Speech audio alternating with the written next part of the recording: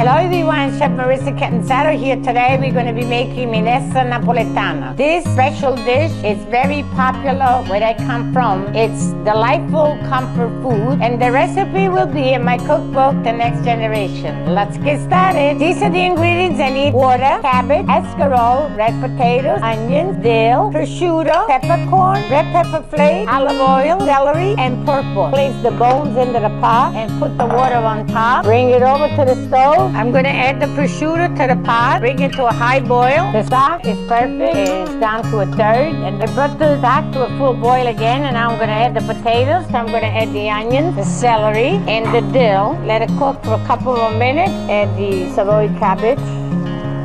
This dish is almost done. Here's our final product. Thank you for watching. Stay tuned for my next recipe, and bon appetit.